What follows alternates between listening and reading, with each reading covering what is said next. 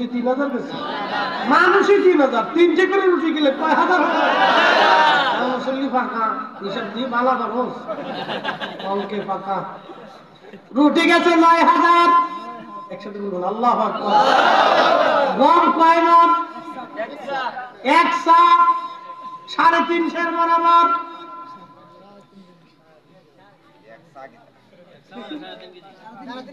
350 বুঝেন নাই?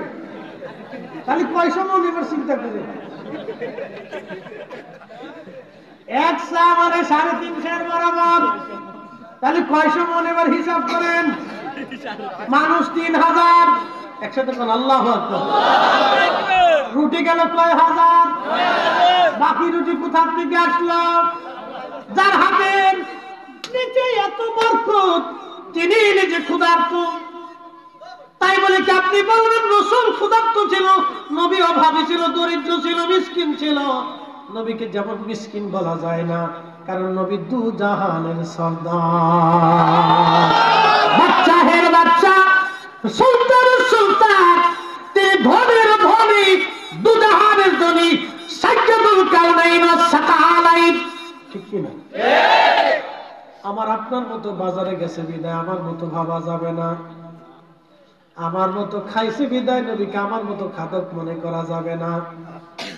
আল্লাহ নবীর স্ত্রী আমাদের মা ছিলেন 11 জন।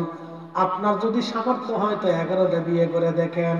যদি বুড়িগঙ্গার পানির মধ্যে না শুবাইছে, আমি ফরিদি জীবনে আর ওয়াজ করব না। আমার মসজিদ বুড়িগঙ্গার পানি, তো হাসনাবাদ হাউজিং এ জুমা পড়েন 7-5 হাজার মুসল্লি হয়। আমি একদিন বললাম যে আপনারা তো খালি বলেন রসুল আমরা মতো 90% কথা বুঝছেন। বললাম যে এই গাইডের শুনি 90% বুঝছো না। তো এই আমি বললাম যে আপনারা তো বলেন রসুল আপনাদের মতো, তা আপনাদেরকে বললাম তাহলে 11টা বিয়ে করে। যদি 6 মাসের মতো না শুবাইছে তাহলে আপনাদের এখানে আর খতিবগিরি করবো না। ওই বুড়িগঙ্গার মধ্যে শুবাইব, রহমতের পানি, একবার গোসল করলে আর সগিরা টগিরা কিছু তাহে না, পানির পানি খালি ফেসা আবার গু আর গু। হ্যাঁ, শীতের দিন কি পরিমাণে ঘিরান আসে, বাপরে বাপ, 1 কিলোমিটার পর্যন্ত বাতাসে ঘিরান চলে যায়। এই পানির পানি ঢাকার শহরে 1 কোটি মানুষের সকালবেলা বাথরুম এদের ভিতরে ঢুকে।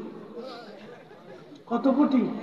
1 কোটি মানুষের বাথরুম সব ওই নদীর ভিতরে চলে যায়, শো শো করে খালি নামতে দেয়।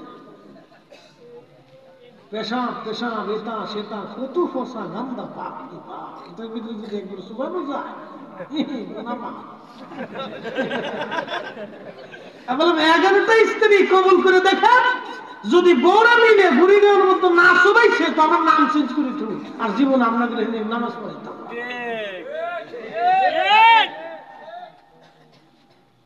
আমাদের নুরুল ইসলাম ফারুকী সাহেব শহীদ হয়েছেন, আল্লাহ তাআলা জান্নাতের আলা মাকাম দান করুন। একদিন তিনি ওয়াজে শুনতেছি, তিনি বলতেছেন উনি যখন সৌদি আরব চাকরি করে তখন এক বাঙালি আর এক আরাবিয়ান দুজন মারামারি করতেছে। তো বাঙালি করতে একটা স্বভাব আসে, হাতে কুলাইতে না বললে কিছু না হইলে ফার জুতা ডাকবে, কিছু না হইল বাঙালি কিন্তু খালি হাতে মারামারি করতে হবে। বাঙালিদের একটা বদ অভ্যাস আছে, বলে চলে কম, তো আরাবিয়ানরা খুব শক্তিশালী, বিরাট শক্তিশালী না, হেরে গুতায় গুতায় কিলিয়ে পারে না। তো কিছু না হইয়া সৌদি আরব যেহেন সে লাঠি সুটি পাবে না, জুতাটাতে খুলে নিয়ে জুতাতে ফিটে, কারণ জুতা যেহেন যখন ফিটে তখন সৌদি আরব দাঁড়ায় খালি আসে। আর হিসাব বলতেছে আমি দৌড়াই গেছি, যে সারাসারি করে বললাম কি রে তোর জুতাতে ফিটাচ্ছে, তা তুই খালি হাসতেছিস কারণ কি? এরা বেন কয় বাঙালি কেউ তো কাপুরুষ, বলে কারণ কি? দেখোস না জুতা দিয়ে ফিটাইতেছে, জুতা দিয়ে ফিটাইলে কাপুরুষ কেমন? কয় শোন আমার অনেকগুলি বউ আছে, মাঝে মধ্যে বউরা আমার জুতা দিয়ে ফিটায়,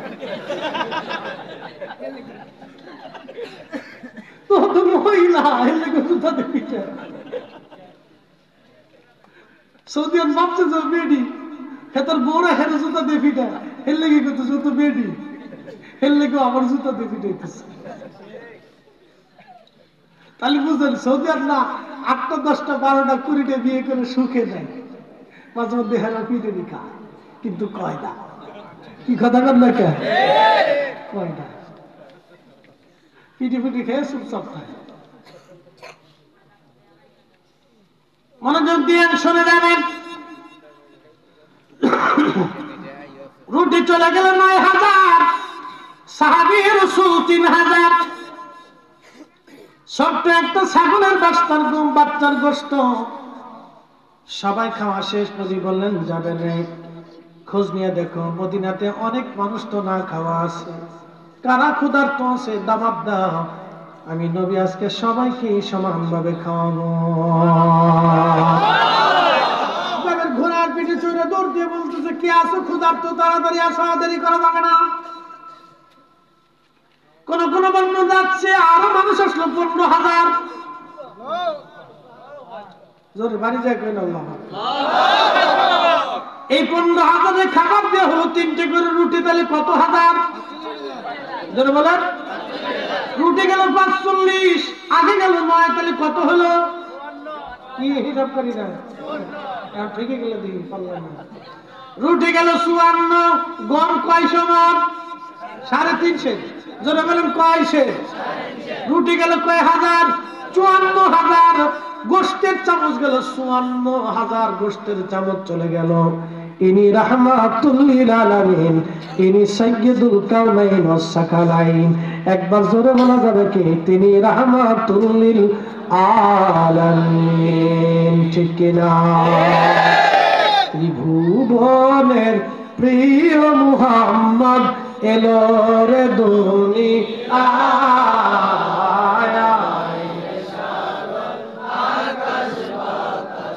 দেখবি দুনিয়া, আয় রে সাগর আকাশ বাতাস দেখবে দুনিয়া, ধুলির ধরা বেহেশত আজ। ঠিক কিনা? ধুলির ধরা বেহেশত আজ, জয় করিল দিল রে লাজ। আজ কি খুশির ঢল নেমেছে ধূসর সাহারায়, রে সাগর আকাশ বাতাস দেখবে দুনিয়া, আয় রে সাগর আকাশ বাতাস দেখবে দুনিয়া। ত্রিভুবনের প্রিয় মুহাম্মদ এলো রে দুনিয়ায়, রে সাগর আকাশ বাতাস দেখবে দুনিয়া। আল্লাহুম্মা সাল্লি আলা, আহা জবান খুলে, মাওলানা মুহাম্মদ আলা আলি সাইয়্যিদিনা।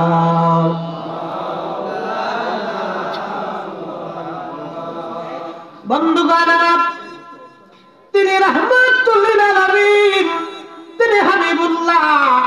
উনার রাগ এত বড় শাহী দরবার, সিংহাসনবিহীন একটা দরবার, কোটি কোটি আশিক রাসূল ওই দরবারে যে চোখের পানি ছেড়ে ছেড়ে শাফায়াত কামনা করে আসি। আর রাসূলুল্লাহ, কঠিন হাসরের দিন ভুলে যাবেন না আপনি আমাকে।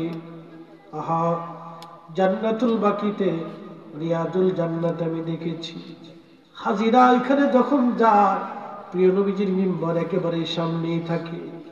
হাজিরা চোখের পানি ফেলে ফেলে কাঁদতে থাকে। এই জান্নাতের বাগানে রাসূল নামাজ পড়ছে। স্থির থাকতে পারে না কোনো আশিক হাজি। আহা, ওইখানে ইমাম মালিক ৮০টা বছর তিনি কাটিয়েছিলেন, কোনদিন জুতা পরেন নাই, কোনদিন থুতু ফেলেন নাই, পায়খানা পেশাব পর্যন্ত তিনি করেন নাই। ইমাম আজম আবু হানিফা একাধারে ৭ দিন ছিলেন। ৭ দিনের জন্য, একটা বারের জন্য ৭ দিন তিনি পেশাব পায়খানা করেন নাই। বিদায় লগ্নে বলেন, ইমাম মালিক রে, আজকে ৭ দিন হলো মদিনার ভিতরে আমি পেশাব পায়খানা করি না। বলে, হুজুর কি খান আপনি? ইমাম আজম বললেন, আমি ৭ দিনে মাত্র ৭টা খেজুর খেয়ে বেঁচে আছি। তাহলে পানি কি করে খান? বলে হাতের মধ্যে পানির আর্দ্রতা নিয়ে চেটে চেটে কোন রকম তৃষ্ণা নিবারণ করে আসি।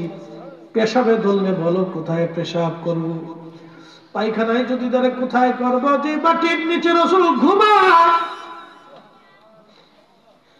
যে মাটির নিচে রাসূল ঘুমায়, ওই মাটির নিচে আমি কি করে মাটির উপরে পায়খানা পেশাব করি বলো? কোন উসুল কোন দলিল তারা দেন নাই। দলিল একটাই, রাহমাতুল লিল আলামিন। আমরা যখন নবীজিকে দাঁড়ায় সালাম জানাই, আমাদের কোন দলিল নাই, একটাই দলিল। এত বড় ইজ্জতওয়ালা নবীকে সালাম যদি দিতে হয় তাহলে ইজ্জতের সাথেই দিতে হবে। আমি তার উম্মত হয়ে কি করে বসে থাকবো? আমি আর বসে থাকতে পারি না, এই জন্য আমরা দাঁড়াই। কথা কোন ঠিক কিনা? বন্ধুরা, ওই দরবারের বিশ্ববিখ্যাত সুলতান মাহমুদ গজনবী, গজনীর সুলতান ছিলেন তিনি। বিশ্ববিখ্যাত একজন জেনারেল, 17 বার যুদ্ধ করেছেন, কোন যুদ্ধে তিনি হারেন নাই। গজনী সাম্রাজ্যের তিনি বাদশা ছিলেন। বর্তমান Afghanistan, Uzbekistan, Tajikistan, Turkmenistan, Pakistan, Iran, বিরাট অংশ মিলে তার বিরাট বড় সাম্রাজ্য ছিল। গজনীর অধিপতি তিনি মদিনাতুল মুনাওয়ারা যাইয়া আল্লাহু আকবার শাহী পোশাক খুলে ফেলে দিয়ে সাধারণ পোশাক পরে তিনি পানির লোটা মাথায় নিয়ে ঘুরে ঘুরে ঘুরে ঘুরে মদিনার মুসাফির, মদিনার হাজিদেরকে পানি খাওয়ায়। একজন আল্লাহর বান্দা ডাক দেখে বলতেছে, আপনি কি সুলতান মাহমুদ গজনবী না? বলে হ্যাঁ। এত বড় গজনীর বাদশা হয়ে সাধারণ পোশাক পরে কেন আপনি পানি খাওয়ান? তখন সুলতান মাহমুদ গজনবী ডাক দিয়ে বললেন, ও আল্লাহর বান্দা, আমি গজনী সাম্রাজ্যের সুলতান হতে পারি, আর আমি যার দরবারে আসছি তিনি দুজাহানের সুলতান। উনার সন্তুষ্টি ছাড়া আমি সুলতান মাহমুদ গজনবীর আখিরাত মিথ্যা হয়ে যাবে, আখিরাত বরবাদ হয়ে যাবে।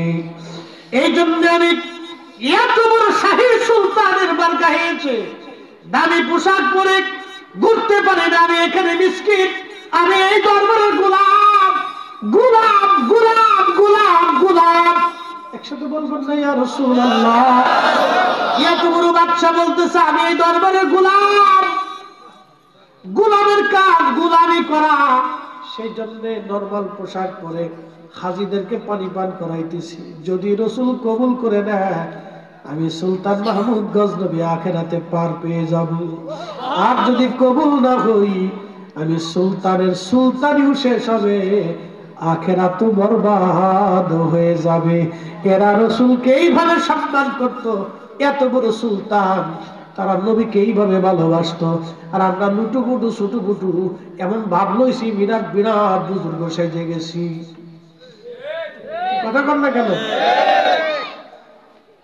রাসূলের দরবারে আমরা সবাই গোলাম। কথা কন ঠিক কিনা? এসেছেন যত নবী সকলের ইমান, সালাম নবী তোমায় হাজারো সালাম ইয়া নবী।